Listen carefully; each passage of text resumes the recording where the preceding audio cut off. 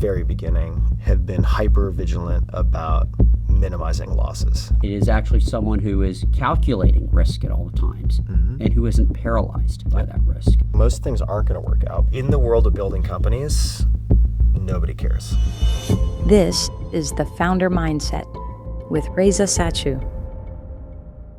Every year at Harvard Business School, hundreds of students compete to gain entrance into my class, one of the most popular courses on campus, The Founder Mindset. For those who make the cut, I take them on a journey, challenging them to take risks, make commitments, and most importantly, learn judgment. One of the most popular aspects of the course are the guests we bring in, outstanding entrepreneurs who've had a truly profound impact on the world. Now, I'm sharing my conversations with some of these founders on our show. I'm Reza Satchu, and this is The Founder Mindset. What does it take to be a founder? Tim Ferriss turned experimentation into a competitive advantage, authoring multiple #1 New York Times bestsellers, launching one of the world's most influential podcasts, and investing early in companies like Uber, Facebook, Shopify, and Duolingo. His playbook isn't about reckless bets. It's about calibrated risk, smart experiments, and learning faster than the competition. Tim Ferriss, welcome to The Founder Mindset. Thanks for having me. So most people, they look at you and they think, wow, what a remarkable story, how many things you've done. You must take so much risk. And therefore, there's some combination of risk management or luck that has allowed you to do all of these things very well. What's your reaction to that? There's certainly a luck component, but I get a bit frustrated with anyone who attributes all of their outcomes to hard work or 100% to luck. I mean, I think it's rarely 100% one or the other. There's a luck factor. I would say on the risk side, from the very beginning, coming from a family without a ton of money, where money was always an issue, have been hyper vigilant about minimizing losses. I really don't view myself as a risk taker. It's such a remarkable thing because most people would look at your life and they'd say, this fellow has done so many things that are different that he must have sought a tremendous amount of risk. And so this concept that this is not you jumping off a cliff into shark-infested waters in the middle of a hurricane. It is not that. It is actually someone who is calculating risk at all times and who isn't paralyzed by that risk. Yeah, and I think I've, by luck, certainly by the grace of timing in some cases, benefited from the angel investing. When you are trying to think systematically about investing, you have to interrogate your own thinking and be willing to change your own thinking. Recognize what type of bets are recoverable versus irrecoverable. So I think if anything, and maybe this would be unexpected, but the angel investing has made me more bold in running more experiments. Right. So I just realized most things aren't going to work out, but you don't need to get a lot of things right to have an amazing life and build an amazing business. Well, one of the things around risk calibration is ultimately what we're trying to figure out is, okay, what's my downside and what's my upside? Now, human psychology is such that people tend to overestimate their downside. And so one of the things you talk about is we need to define our fears, okay, as opposed to what everyone here at Harvard Business School is doing, which is defining their goals, okay? Yep. Tell me why the concept of defining your fears is so important to actually calibrating risk. Yeah, so the fear setting exercise, which you're describing, people can find it for free online. It was important to me personally because I grew up in a family with all sorts of mental health challenges, addiction, overdoses, depression, you name it, and struggled with a lot of that myself. And I would get into these ruminative loops that catastrophized. So to try to turn down the volume on that came to fear setting through Stoic philosophy and found it incredibly helpful just for peace of mind. Was the concept that once you defined your fear, you were able to realize that you could manage through it? Yeah. Yeah, it's a lot like goal setting, right? Yeah. You want specific, measurable, right, realistic timeline, blah, blah, blah. It's applying the same thing to what could be a nebulous cloud of concerns and anxiety And I would imagine if you were to ask a lot of the students in your sections, what are your fears? Do this exercise, they might come up blank. But if I were to say, what's the thing that you would do if you knew you could not fail, right? What would that be? And it doesn't have to be from the menu of options that's coming straight out of the class. It could be anything. Maybe it's being a screenwriter. Who the hell knows? Like, what is that thing? And then since you're not already committed to that, you've told yourself, I can't do that for some set of reasons. So let's interrogate those reasons. So is that the assumption? So when you explore these new things, is that how you're approaching it? Yeah, it is. You deciding you want to be a tango dancer, there's obviously risk that that's not going to happen. Yeah, sure. Okay. But your definition is something different. Yeah, I mean, the risk for me is largely, I could expand on this, but the probability of an irreversible negative outcome. And most of the risk, I think, that students at a place like HBS would fear is some type of reputational hit, being judged by others. Well, they're looking left and right. Yeah. Right. And the fact of the matter is most people aren't thinking about you at all. Correct. They're thinking about themselves Correct. anyway. Understanding that theoretically is very different from screwing around with tango and doing that for 6 months and then doing this, that, and the other thing, and realizing very few things matter. And if they don't work out, that's fine. You just keep experimenting. And as long as you have engineered for yourself a timeline so that you know when you will decide if this is pass fail, and if it's fail, move on to the next thing. As long as you've done that and you don't keep it open-ended, I think it's very hard to fail in the long term. If you are choosing your projects for maximizing learning and developing relationships that transcend that given project or startup or whatever, I just think it's a lot harder to lose long term than people realize. So it must be true that you have confidence in your ability to see things that others don't see. I have confidence in my ability to wade into waters that I think are plausibly interesting without worrying too much about it. Now, I have a phrase which is sort of served me well in my founder journey, which is if in doubt, act. Now, what people think that means, they sort of say, well, that's nonsense. You mean you don't know what to do and you're just going to make an action? No. What most people do is when they're in doubt, they just stay the course, but they don't make an active decision to stay the course, right? They're sort of like deer in headlights. So my point is you may want to stay the course, but you're making an active decision in your mind, I'm staying the course, so I can test my judgment, okay? What are the frameworks that you have in place to enable you to make rapid decisions under uncertainty that are risk calibrated, but that need to be done timely? Yeah, I would say it's more a rule, a policy than a framework. But for me, the cognitive load of having lots of pending decisions is worse than making some mistakes. Unless this is a clear one-way door, meaning irreversible, that's very, it's going to be very expensive / punishing if it's a problem. Just make a decision, right? I don't need to think about where I'm going to sit on a flight for very long, right? I don't need to think about hotel. Worst case, it's a crappy hotel and I can't sleep. That's fine. Like, I'll get over it. It saves time for the things that matter. Yeah, exactly. And also, this is true it applies, I keep bringing up the angel investing because I think it's a microcosm of the macro in the sense that how you make decisions around like bet sizing, right? So if I'm making very big bets for me, then I'm almost certainly going to take longer to make those decisions. But if I've made a decision in advance, like a meta decision, that in a certain area, there's no way that I can predict who's going to be the winner, so I'm just going to spray and pray, and it's going to be 25K, 50K. It's not worth me doing 4 calls with that founder. Right? It's like, unless there are clear disqualifiers, I should just get some chips on the table. And you can do that with a lot of categories of decisions. Yeah. Well, it's interesting because what you're arguing for some set of decisions, you just make them because you're trying to save time. But also, it strikes me that what you're also saying is there's value to making decisions. Yeah, there's value to making decisions.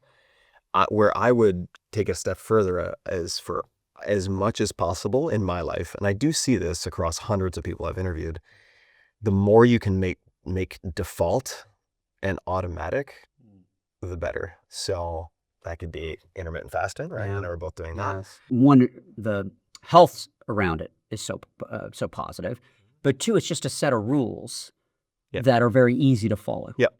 So I don't have to think about it that much. It's the simplicity of that works, right? And, Tony Robbins has said that complexity is the enemy of execution.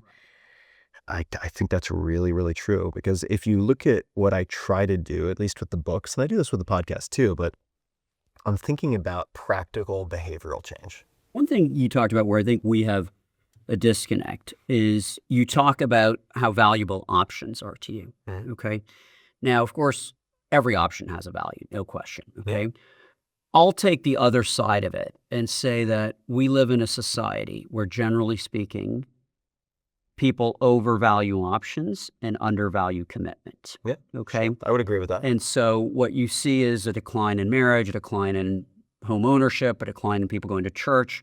And certainly at HBS, where I see it most acutely, is in them making decisions around their career paths that are completely inconsistent with the impact that they want to have and the learning that they want to have, but it enables them to preserve all options. Yep. Okay.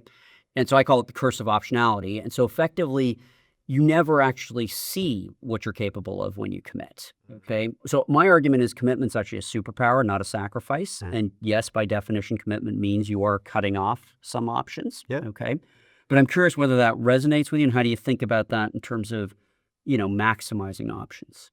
Yeah, I think they're totally compatible. There is definitely, and I do think this is partially a product of my childhood and feeling trapped in certain ways and dealing with a bunch of horrible stuff, that I was like, I don't like the feeling of being trapped.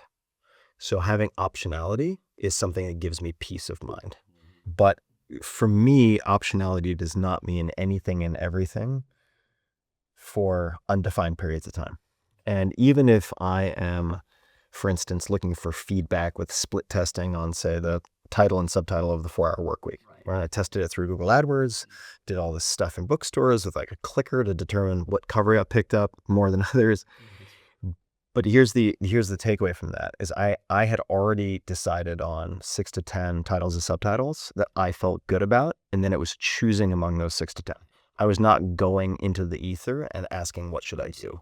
So you had a frame of reference. You were like, Had a frame of "This is where I'm reference. going." Yeah. And then also you can actually run a lot of experiments in parallel. So you don't have to have any superimposed mutual exclusivity where it's like, okay, I'm only going to do this startup for X period of time. And then if it doesn't work, then I'm going to try my hand at writing. Like one of your students came to me with this dilemma.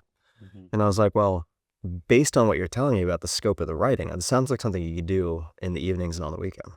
So you can do both. I mean, you're going to really have to figure out self-care because you'll be burning the candle at both ends. But if you're signing up for this entrepreneurial journey, I mean, you're kind of signing up for burning the candle at both ends no matter what. So you can run those things in parallel. But if there's no through line, I think you have a problem, right? So if you have true north, which for me would be learning skills, developing relationships, with the assumption that even if something fails, per se, like the 4-Hour Chef, my third book was boycotted by just about everybody because it came out through Amazon Publishing and it scared the shit out of everybody in the publishing world. A team I worked with on that, Houghton Mifflin, HMH, I ended up working with for my next 2 books. And ended up working with. Well, this is your point around the cost of, it's not irreversible failure, meaning what happens in these situations is even when you fail, you learn a fair amount. You have a commitment to a mindset. How do you think you're able to not just see things differently, but to trust the process with a mindset? And is it really around the experimentation? I mean, that's part of it, but I can try to flesh it out. So I would say also I need to give credit to a teacher of mine, actually taught at HBS for a long time, named Ed Shao. Who then He was a Princeton, right? He was a Princeton for high-tech entrepreneurship, ELE 491. I still have all my notes. Ed, It's good to see that a teacher can still have long-term impact. yeah, I'm still in touch with Ed. And he, I think, modeled for me. He was the first person I came across in real life who, on some level, was an exemplar of what I wanted to do. So former congressman for Silicon Valley, former competitive figure skating athlete, ended up teaching computer science at Stanford because no one else, I think somebody had bailed last minute and he's like, sure, I'll try to teach this thing called computer science way back in the day. He's taken a number of companies public, focused on teaching. and continues to do all these different things. So tons of learning. He wasn't a specialist looking to be top 1%, one domain. If you're in the top 25% of two things that are rarely combined, and you put those together, could be computer science plus law degree, it could be, who knows. Suddenly you can be the one person who is the go-to source for a very, very narrow specialty. So that's a keen insight. So for you, the idea that you could be good at multiple things felt like a life better lived than being excellent at one thing. I think it's a safer and more competitively advantageous approach for most people. Okay, if you want to try to be in the NBA and go up against LeBron James, like, good luck. I mean, it's very few people who are going to be able to do that. If you want to be the top 1% in concert cello players, or the top 1% in fill in the blank, any one thing, it's incredibly difficult to, I think, have the company building potential or the impact possibility that you can have by combining, say, being in the top 25% of two things that are rarely combined. By putting those together, I guess what you're arguing is effectively you're in the top 1% of whatever those two things are. Yeah, and also for me, if you look at my chronology, this is a way of getting to your question. It might look like I'm hopping around a lot, and I suppose I am, but it's not because I just get bored and then look for the next thing. It's often because I feel like I started in the blue ocean where maybe I could count cards with a single deck blackjack table, and then suddenly it gets really crowded, and all of a sudden that strategy doesn't work, right? The deck is stacked against me, and that at that point I'm like, I don't fetishize hard games. I like easy games. Yeah, sure. Why not? So if you think about blue, I mean, you have found blue oceans in the past. What are the next set of, where do we see blue oceans going forward? Oh boy, it's really personal. I think there are blue oceans everywhere. Like, for instance, I think that a few years ago, everything had Web3 in its deck if it was a startup. And then for a while it was VR, then it was AR. Now it's AI. Like, everybody sprinkles a little pixie dust of AI in their deck, and The valuations go immediately up. and things are completely bananas. So I would say it's not chasing that for me. I mean, I placed a few bets in the sector, but I look for things that once were sexy that are no longer sexy, which is why I started building my email list 10 years ago or whatever it was, when everyone's like, email's dead. Right. And I'm like, I don't think so. Like, email's dead until people have to get a job, and then email is alive and well. So I think you can excavate and reinvigorate the old in addition to looking for the new. I think there's going to be a lot of pushback to digital overwhelm, and I'm curious what forms that'll take. Like, how might you bet on that? If I think about, for you, what the next 10 years looks like, okay, sort of what would be fun, impactful, where are you going to lean into your whatever, your set of superpowers that you have, and what are we solving for? What does that look like? I'm not totally sure. I'm in part, and maybe this is a cop-out, but like, whenever I feel like I have a reliable 5-year plan, I feel like to have Or such immediately want to change it. well, I feel like to have something that I feel I could execute perfectly, I'm operating so well within my sphere of comfort that I'm just not aiming high. Correct. But I would say, Because what you're minimizing is what you might learn in that 5-year journey, which might actually change. and things, I mean, the conditions change very quickly too. So I would say something that I've been thinking a lot about, and that's part of the reason I came in yesterday and had a dinner with a bunch of biotech folks, is how I might use my audience now that the technology is available for this to do distributed scientific studies. Yeah, that's very interesting. So how could I do that? I would need to obviously figure out how to shield myself in the hyper-litigious world of the United States. And is this sort of around the longevity trend, or just broadly speaking? Could be just about anything. So, I mean, for instance, if I wanted to take a plausible vagus nerve stimulator that could ostensibly have these various effects. Okay, well, including, say, boosting HRV, heart rate variability. Well, could I give people instructions for how to assemble this thing? This is where I have to cover my ass in the US. Then ship them an Oura ring or a Whoop band, something like that, and have a potentially, and this is available now, but like an at-home self blood draw kit. Yeah, right. I just did this the other Yeah. week. I'd never seen it. It's Yeah. remarkable. You just stick it on your shoulder and Yeah. drains it into a vial, and then Yeah. you've got your sample. And held people accountable. So we're using quantifiable metrics instead of self-reporting. Right. And it's highly customized potentially. Yeah, you could really, with enough, with an N that is large enough, if you have enough people participating, like you could potentially parse some really, really interesting signals from that. Yeah, right. So, and that's the kind of thing that it's like, if I went to go through academic channels for that, which I've done for 10 plus years, 15 years, it takes forever. But here you're leveraging potentially your listeners. Yeah. And there are good reasons why it takes a long time to do certain things, like IRB and human ethics and all of that. I get it. But I'm not giving anyone like the next thalidomide. Like we'd be dealing with something that has pretty good side effect profile. And one of the biggest challenges for any scientific study is subject recruitment. They might recruit 20 people, and honestly, it'll take them a year and a half to do it. Mm-hmm. But I can do that in minutes.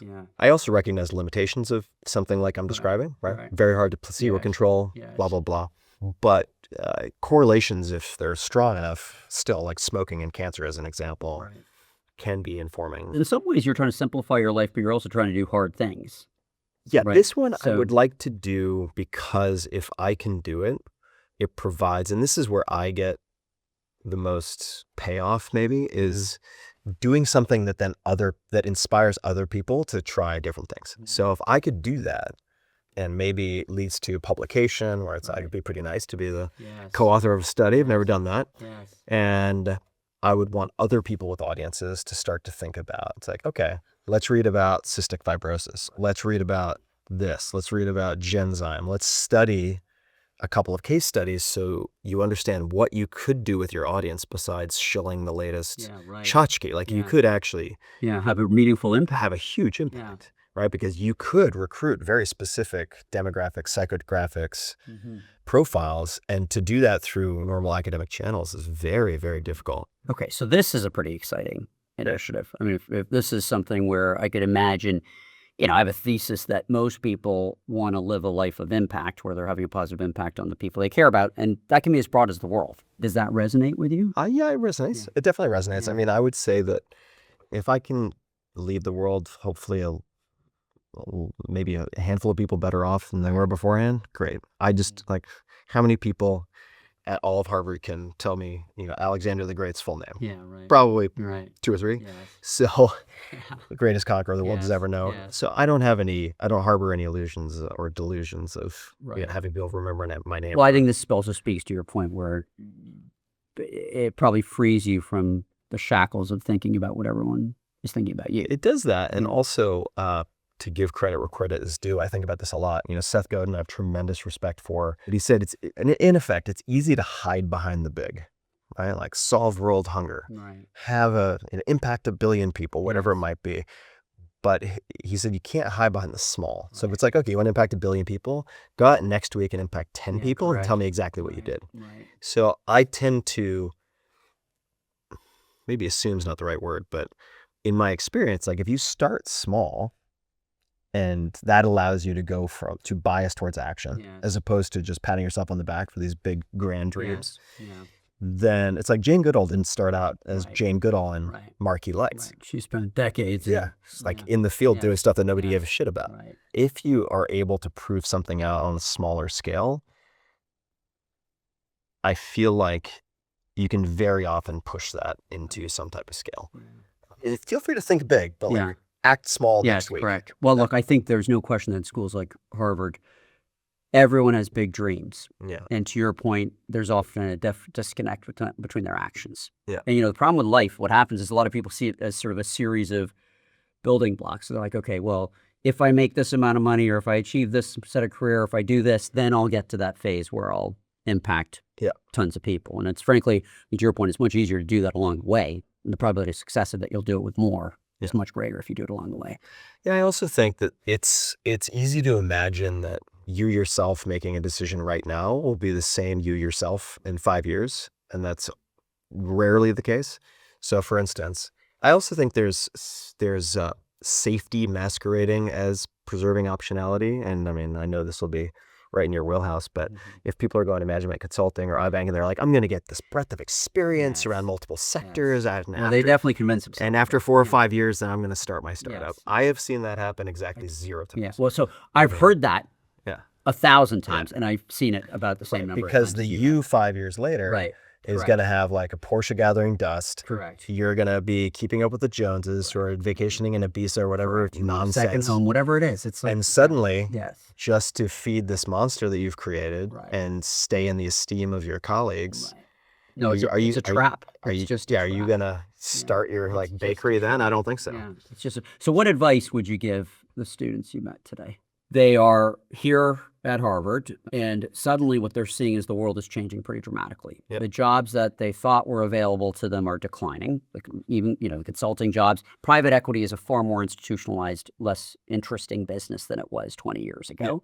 The number of people going into banking is going down, and of course you've got this sort of AI that is apparently going to change everything, and we're trying to solve for hopefully this one trait called judgment, which hopefully is the differentiator for human beings. So given these sort of seismic shifts, which both may create opportunity and turmoil, what would be the advice that you would give to these students? Yeah, and look, I hope I don't come off as like a cantankerous ass, because I guess I'm pretty salty, but I would say a few things. And this is speaking as someone who has a lot of friends who went to very good business schools and so on, that in the world of building companies, nobody cares about your business degree. And if you behave and interact with people as if you are entitled to something, you're going to have a very hard slog of things.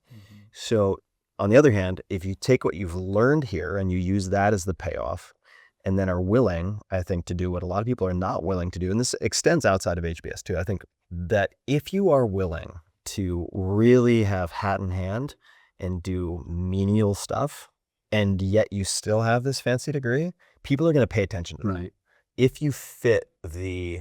Well, they'll pay attention precisely because it's so differentiated. Exactly. Right. Whereas if you fit the image that most people have, no offense, of like an HBS grad, you're done. But what you're precisely saying is that at the core, a founder has to think differently, has to be different. In order to go operate in the extraordinary world, you need to be different. And so the idea here is what you've got to present and do things that are different. Yeah, totally. And also I would say, it's like you can read all the books on boxing or soccer that you want. You could be a PhD in soccer, but like until you get out on the field, you're going to realize it's a different thing. And so you got to get out there and take your lumps. And it doesn't have to be just this march of misery. I mean, like there's a lot that you can enjoy along the way. But I feel like if you do the unexpected, which could be, right, starting a podcast in 2014 or whatever. By the way, a lot of people told me it's too late. That ship has sailed. Is that right? Yeah. A lot of people who had podcasts were like, oh, it's too crowded.